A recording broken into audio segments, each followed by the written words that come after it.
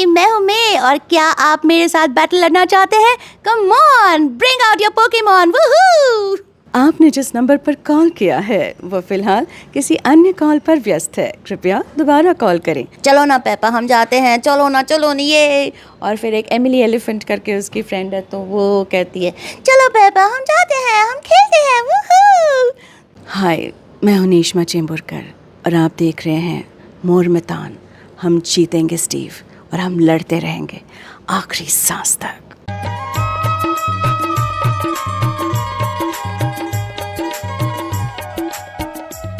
नमस्कार और जय जोहार। आप जम्मू संगवारी मतलब मैं दिलीप कुमार। आप मन देखा तो हमारे मोर मितान चैनल संगवारी हो। आज हमारे बीच में हबे आवाज़ की दुनिया के बहुत फेमस कलाकार नेश्मा चेंबुरकर मैम हबे।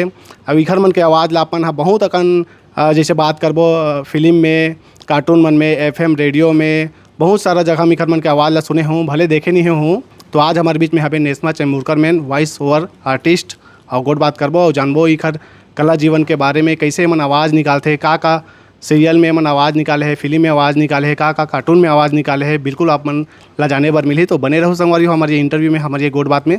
तो ज़्यादा देर न करते हुए सीधा मैं गोट बात की शुरुआत करता हूँ। तो मैम सबले पहले आप मन के बहुत बहुत स्वागत है हमारे चैनल में। नमस्ते, बहुत बहुत शुक्रिया आप सबका। और वैसे मैं छत्तीसगढ़ी समझ पा रही हूँ थोड़ी थोड़ी बोल नहीं पा रही हूँ भले। जी मैम, सबसे पहले आप अपने बारे में थोड़ा दर्शकों को बताइए। ज़रूर, मैं हूँ नेश्मा चेंबुरकर। मैं एक वॉइस एक्टर हूँ, साथ साथ एक्टर भी हूँ। और वॉइस एक्टिंग का ये सिलसिला बचपन से ही शुरू रहा है। मुझे वॉइसिंग की दुनिया में लगभग 40 साल का एक्सपीरियंस है, और कई सारे मोर देन 10,000 रिकॉर्डिंग्स आज तक किए हैं। मूवीज़ हो, Hindi movies, Hollywood movies, Tollywood movies, या एड्स हों या रेडियो स्पॉट्स हों, कोई भी टाइप आप बोलो वॉइसिंग का, तो वो सब मैंने किया हुआ है। जी मैम, आप मन के जो है बात करबो तो कैसे ये क्षेत्र में आवाज़ की दुनिया के ये क्षेत्र में आप मन कदम कैसे रखो, काखर से आप मन ला प्रेरणा मिले रही से? मुझे प्रेरणा मिली मेरे माता पिता से, जिनका नाम था नितिन मंत्री और सुलभा मंत्री। वो दोनों भी एक्टर थे और वॉइस एक्टर भी थे। और हमारा नेश्मा थिएटर नाम से मेरे जन्म के पहले से ही, तो मेरा नाम मेरे जन्म के पहले ही डिसाइड हुआ था। तो नेश्मा थिएटर के नाम से हमारा एक ग्रुप था, जहाँ पर मेरे पापा ड्रामास डायरेक्ट करते थे, लिखते थे, एक्ट करते थे, मम्मी भी करती थी। और कई सारे मराठी मूवीज़ और हिंदी मूवीज़ के हम डबिंग के कॉन्ट्रैक्ट्स लिया करते थे। तो मैं बस 4-5 साल की थी और एक डबिंग के लिए किसी और लड़के को बुलाया गया था। मैं साथ में थी, बट अफसोस कि वो लड़का परफॉर्म नहीं कर पाया और मम्मी ने हेडफोन्स पहना दिए। तब से लेकर आज तक माइक के सामने खड़ी हूँ। वहीं से शुरुआत हुआ था? वहीं से शुरुआत हुई, और फिर as a child artist dubbing भी शुरुआत हुई, एक्टिंग की भी शुरुआत हुई, थिएटर भी किया है, कई सारे मेडल्स लिए हैं, पुरस्कार लिए हैं for state level competitions and professional stage. Marathi भी किया है, गुजराती भी किया है, हिंदी इंग्लिश भी किया है, सीरियल्स भी किए हैं। बट ये जो प्यार था ना डबिंग के प्रति, वो कुछ अलग ही था, और धीरे धीरे वो शुरुआत हो गई, और आज यहाँ आपके सामने बैठी हूँ। जी मैम, आप मन के जो है निवास कहाँ रहना होते? जी, मैं हूँ मुंबई की, और मेरा पहले तो मलाड में रहती थी, बाद में चेंबूर में शादी के बाद, और अब अंधेरी में शिफ्ट हुई हूँ। मेरी एकेडमी भी जो है वो अंधेरी में ही है। जी, जब मैं 16-17 साल की उम्र की थी, तब मैंने पहला हीरोइन का डब किया था। वो रेशम टिपनेस के लिए मैंने डब किया था, एक मराठी फिल्म के लिए। फिर जेनेलिया डिसूजा की जो पहली फिल्म है तुझे मेरी कसम, वो मैंने डब किया है। ढोल मूवी है, उसमें तनुश्री दत्ता को मेरी आवाज़ है। ऐसी कई सारी मूवीज़ है, कीर्ति रेड्डी को डब किया है, ऐश्वर्या राय को भी डब किया है एक साउथ मूवी के लिए। और सबसे ज़्यादा जाना माना जाता है वो है Hindi voice for black window, Avengers, अगर आपको पता होगा, दर्शक जानते होंगे। तो उसमें जो ब्लैक विडो जो बनी है स्कारलेट जोहानसन, उनके लिए, उनके सारे मूवीज़ में, specially for the MCU movies, Marvel की सारी मूवीज़ के लिए मेरी वॉइस है उनके लिए हिंदी में। जी मैम, कुछ दर्शकों को थोड़ा दिखाएंगे क्या? ज़रूर, स्कारलेट जोहानसन की आवाज़ में। हाय, मैं हूँ नेश्मा चेंबुरकर और आप देख रहे हैं मोर मैदान। हम जीतेंगे स्टीव, और हम लड़ते रहेंगे आखिरी सांस तक। जी बहुत बढ़िया मैम। मैम आप मन है छत्तीसगढ़ आओ, छत्तीसगढ़ में भी आप मन के भी कार्यशाला चलने वाला है, तो कीमती समय निकाल के अपन समय दे खले तो अपन के बहुत बहुत धन्यवाद। कैसे लगा थे छत्तीसगढ़ में आओ, छत्तीसगढ़ के वॉइस कलाकार मतलब आप मन देखा था? मेरी जो स्टूडेंट है पायल विशाल, आप तो जानते ही हो, मेरे ख्याल से आपने इंटरव्यू भी लिया जी, था। जी। तो पायल विशाल की बहुत इच्छा थी कि मैं यहाँ पर आऊँ, यहाँ रायपुर छत्तीसगढ़ में हम अवेयरनेस एक क्रिएट करें। लोगों को ज़्यादा जानकारी नहीं है वॉइसिंग इंडस्ट्री के बारे में, उनको सिर्फ वॉइस ओवर्स या रेडियो जॉकीज़ या एंकरिंग के बारे में पता है, बट वॉइस एक्टिंग के बारे में पता नहीं। तो यहाँ पर एक दिवसीय कार्यशाला हमने आयोजित की है, जहाँ मैं और मेरे भाई जो कि एक्टर हैं, डायरेक्टर हैं, त्रियुग मंत्री, हम दोनों मिलकर ये 1 डे वर्कशॉप ले रहे हैं और मैं बहुत एक्साइटेड हूँ सबसे मिलने के लिए। मैम आप कार्टून के भी बहुत सारा आवाज़ निकाले जी, कार्टून के बहुत सारे आवाज़ निकालती हूँ। मेरा फर्स्ट कार्टून था स्कूबी डू, जिसमें मैंने वेल्मा को डब किया था, और पोकेमॉन में मिस्टी भी करती थी, मैं भी करती हूँ, पाप ऑफ गर्ल्स की ब्लॉसम, किम पॉसिबल, कितने सारे नाम लूँ मैं ही भूल जाती थोड़ा हूँ। थोड़ा हमारे दर्शकों को थोड़ा झलक दिखलाते बोल रहे थे। हाय, मैं हूँ मैं, और क्या आप मेरे साथ बैटल लड़ना चाहते हैं? Come on, bring out your Pokemon, वूहू! ऐसे कई सारे इट्स अबाउट मॉड्यूलेशन, वही मैं सिखाती हूँ। पिछले 3 सालों से मैं वॉइस कोचिंग में भी मैंने शुरुआत की है, और यही बताना चाहती हूँ लोगों को कि डबिंग और मिमिक्री अलग है। Of course we have to copy the texture of the character which we are dubbing. जो भी हम डब करते हैं किसी कैरेक्टर को, उनका टेक्सचर, उनका बॉडी लैंग्वेज, वो सब जान के समझ के उनकी आवाज़ हमें बनना है। तो जैसे कहते हैं मेरी आवाज़ ही मेरी पहचान है, बट यहाँ मैं कहूँगी अगर आप मेरी आवाज़ को नहीं पहचानते तो ये मेरी पहचान है। क्या बात है मैम। प्रमुख ऐसे का बात के ध्यान, का चीज़ के ध्यान रखे पड़ते, कोई आवाज़ डबिंग करथन कोई करेक्टर के, तो का चीज़ के ऐसे महत्वपूर्ण एकदम? बेसिकली डबिंग के लिए मैं तो कहूँगी रीडिंग, लैंग्वेज, अब जिस भी भाषा में आप डब कर रहे हो उसका नॉलेज होना, उस पर कमांड होना बहुत ज़रूरी है। हालांकि वहाँ पर सुपरवाइजर्स होते हैं, डायरेक्टर होते हैं, बट कभी कभी ये होता है एक आध लाइन कम पड़ी, लेंथ हमें उस परफेक्ट डायलॉग के लेंथ में हमें बोलना है, तो कुछ वर्ड्स कम करने हैं, कुछ ज़्यादा बोलने पड़ते हैं। तो वो सब इसीलिए भाषा का ज्ञान होना बहुत ज़रूरी है। साथ ही मॉड्यूलेशन करने पड़ते हैं, मतलब ये जो अभी मैंने एनिमेटेड वॉइसेस की, वो एनिमेशन के लिए होता है, बट लाइव एक्शन के लिए हमें कैसे उनके वॉइस टेक्सचर को समझकर अपनी आवाज़ में बदलाव लाना है, ये हमें सीखना पड़ता है। और जैसे मैंने माधुरी दीक्षित को भी डब किया है, करीना कपूर, या कई सारे सेलिब्रिटी वॉइसेस हम डब करते हैं विज्ञापनों में।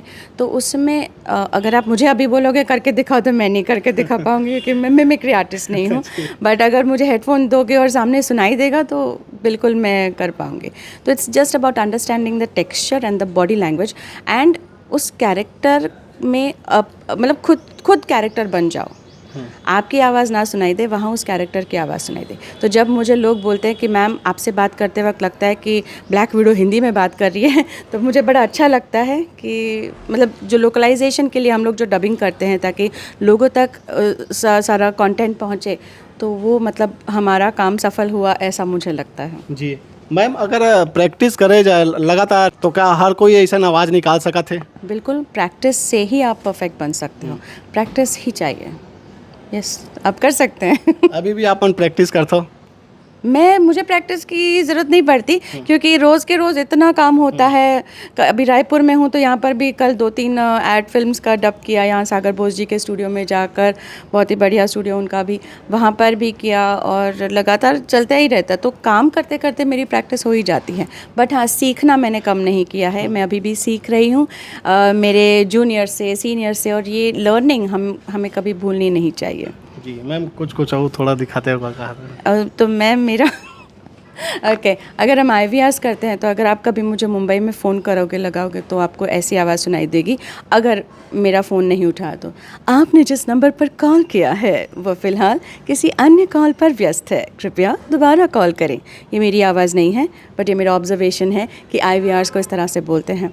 या फिर अगर आप मेट्रो में जाते हैं तो किस तरह से बोलते हैं, दरवाजे बाईं ओर खुलेंगे।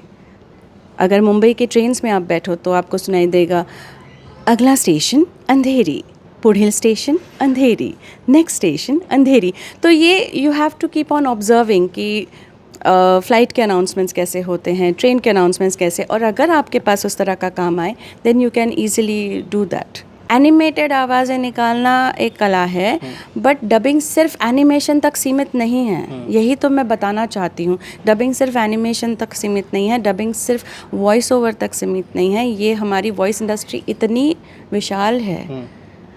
आप आ जाइएगा मेरे वर्कशॉप पे, डेफिनेटली आपको पता चल जाएगा कि कितने सारे टाइप्स होते हैं, कितने अलग अलग अंदाज में हर एक टाइप को हमें करना पड़ता है। यदि आवाज़ की दुनिया में कलाकार मन काम करना चाहत हो ही तो का वो मन ला से अपन टिप्स दो? मैं यही कहूँगी कि अपने आप को बेहतर बनाने की कोशिश करते रहिए, प्रैक्टिस कीजिए, बहुत मेहनत करनी पड़ती है। ऐसे नहीं है कि हमें बोलने के पैसे मिलते हैं, जी नहीं, हमें परफॉर्म करने के पैसे मिलते हैं, ये याद रखिएगा। और पेशेंस रखना, सब्र रखना बहुत ज़रूरी है। ऐसा नहीं कि आज किया कल रिलीज़ हो गया और हम स्टार बन गए। बन भी सकते हैं, बट वो ग्राउंडेड रहना बहुत ज़रूरी है। फ्यूचर में एक हर स्कोप है मैम, आर्थिक रूप से जैसे हम बात करबो आर्थिक दृष्टिकोण से? बिल्कुल बिल्कुल, क्योंकि मैं खुद बचपन से इसी फील्ड में हूँ, लेकिन फिर भी मैंने 7 साल बैंकिंग की, बैंक में जॉब किया। उसी के साथ मैं न्यूज़ एंकर भी रही हूँ, तो 5 साल वो भी किया, लेकिन साथ साथ डबिंग भी कर रही थी। और आफ्टर अ पॉइंट शादी के बाद, बच्चा 1 साल का होने के बाद, मैंने कहा बस अब मुझे सिर्फ वही करना है जो मेरा पैशन है, जिससे मैं बहुत प्यार करती हूँ। और मैंने डबिंग का प्रोफेशन चुना और मैं 24 घंटे, लिटरली 24 घंटे डबिंग करती हूँ। लॉकडाउन में तो हम सुबह 4 बजे उठ के भी डब करते थे, 7 बजे भी, मतलब पूरा टाइम कर ही रहे हैं। और yes, it can be a full time professional. आज मैं वही तो हूँ, फुल टाइम प्रोफेशनल हूँ। मैम आप मन जब घर में रहते हो तो घर वाला मन सन भी थोड़ा बहुत मस्ती मजाक चलते कि नहीं अलग अलग आवाज़ में? बिल्कुल, मेरे दोनों बच्चे भी डबिंग करते हैं, तो हमारी ये तीसरी जनरेशन है, तीसरी पीढ़ी है जो इस फील्ड में है। और हाँ, हमारी मस्ती चलती रहती है मेरे बच्चों के साथ, डेफिनेटली। कुछ मस्ती हो जाए हमारे चैनल में। वो तो बच्चे साथ होंगे तो मज़ा आएगा ना। हम बच्चे के मान लीजिए। क्या बताऊँ अभी, मतलब मस्ती एज एन, आई रिमेम्बर ज़ूटोपिया। हाँ हाँ बिल्कुल, खेलने जाओ। मैं बताती हूँ, क्राउन सीरीज़ जो है नेटफ्लिक्स की, जिसमें मैं क्वीन को मैंने डब किया है पहले 2 सीज़न में, क्वीन एलिजाबेथ। तो उनका बोलने का एक स्टाइल था, because she is a queen, तो मैं नॉर्मल नहीं बात करती थी, या क्वीन के अंदाज में, जैसे क्लेयर फॉय जो एक्ट्रेस है, ऑस्कर विनिंग एक्ट्रेस है, उनकी तरह मैंने कोशिश की करने की। तो डबिंग करते वक्त भी इस तरह से बैठना, या पापा या थैंक यू, ये इस तरह से बोलना। तो घर जाके भी मैं मेरे बच्चों के साथ वैसी ही बातें करती थी, और मेरा बेटा मम्मा बस अभी नहीं, ऐसे होता था। या फिर ज़ूटोपिया में मैंने जूडी हॉप्स का जो कैरेक्टर है वो डब किया है।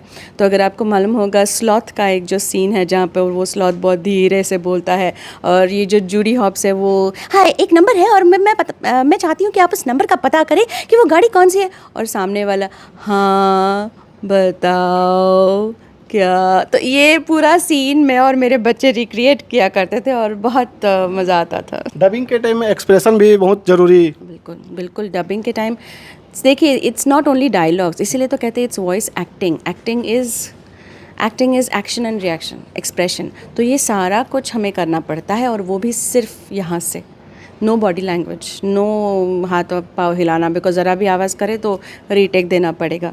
तो एक्सप्रेशंस तो बहुत काउंट होते हैं सर। और कैसे होता है, एक स्क्रिप्ट में कभी फर्स्ट लाइन में हमें रोना है, तो दूसरी लाइन में हंसना है, तीसरी लाइन में गुस्सा करना है। तो सारे जो नर्वस होते हैं, सारे इमोशंस होते हैं, वो अपने आप में ढाल लेना बहुत ज़रूरी होता है। जी मैम, बहुत अच्छा लगा मैम आपन से बात करके, लेकिन आप मन के पास ज़्यादा समय नहीं है, ज़्यादा समय नहीं लो में है। और जैसे बातें करना, आप मन डबिंग करे हो, वॉइस दे हो, सबसे कोई ऐसे प्रिय कैरेक्टर आप मन के? वैसे तो सारे कैरेक्टर्स मेरे प्रिय हैं, और क्या कहूँ, अभी एक बहुत ही जल्द मेरी एक नई सीरीज़ आएगी जिसका नाम मैं बता नहीं सकती, लेकिन वो कैरेक्टर भी एक अलग सा कैरेक्टर है, और वो बहुत डिफ़िकल्ट रहा है। But I've signed a contract, so I can't tell about that. But yes, Black Widow was सबसे डिफ़िकल्ट कैरेक्टर मेरे लिए, बिकॉज मेरी आवाज़ तो ऐसे नॉर्मल नेज़ल है। ब्लैक विडो के लिए बहुत ही रैस्प वॉइस, एज इन बहुत ही बेस वॉइस करनी पड़ती थी, तो वो बहुत दिक्कत होती थी करने में। मैंने उसका करके दिखाया। ऐसा लग रहा है मैम कि आपका डबिंग वाला जो वॉइस है हम लोग सुनते ही रहे, ऐसा लग रहा है। तो थोड़ा हाय, मैं हूँ मैं, और मैं आज आ रही हूँ यहाँ पर बैटल करने के लिए।